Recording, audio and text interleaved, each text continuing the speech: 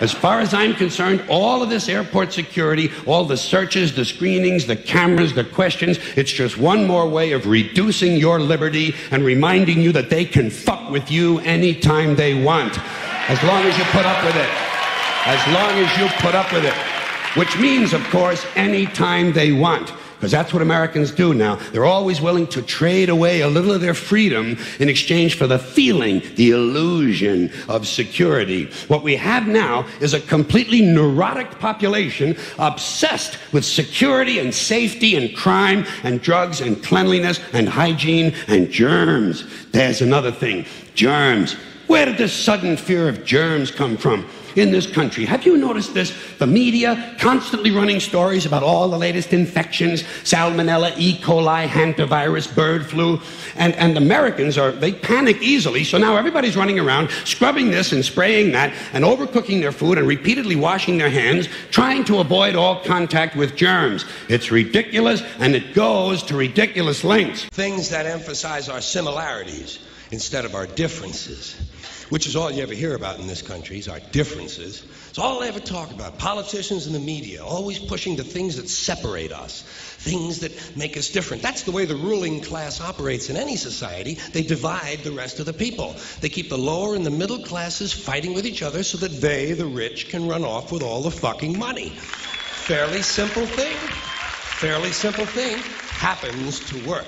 Anything that's different about us, you know that's what they're pushing at you. Racial differences, religious, ethnic, national backgrounds, jobs, income, education, social status, sexuality, anything they can do to keep us fighting with each other so that they can keep going to the bank. You know how I describe the economic and social classes in this country? The upper class keeps all of the money, pays none of the taxes. The middle class pays all of the taxes, does all of the work. The poor are there just to scare the shit out of the middle class. Keep them showing up at those jobs.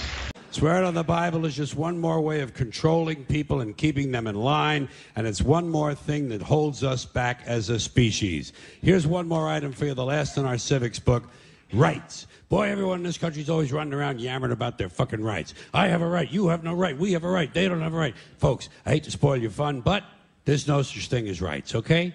They're imaginary. We made them up, like the boogeyman. The Three Little Pigs, Pinocchio, Mother Goose, shit like that.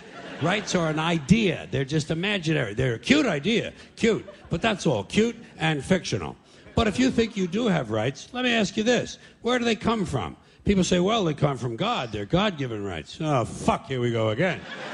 Here we go again. The God excuse. The last refuge of a man with no answers and no argument.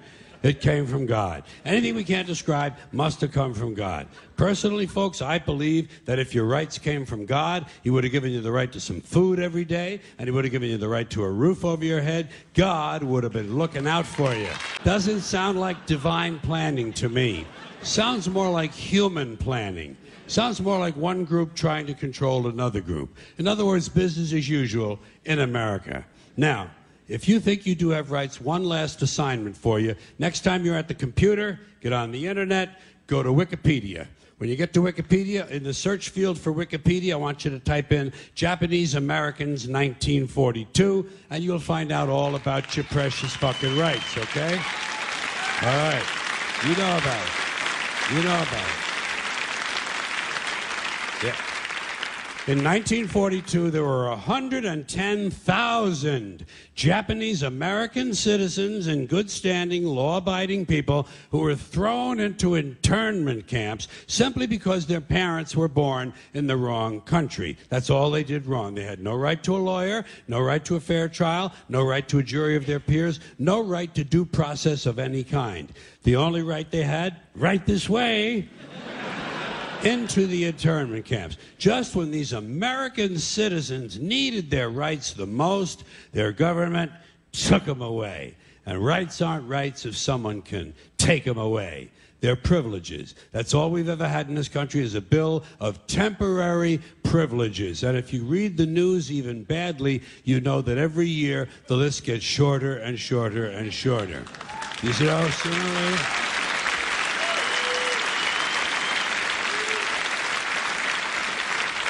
Yeah.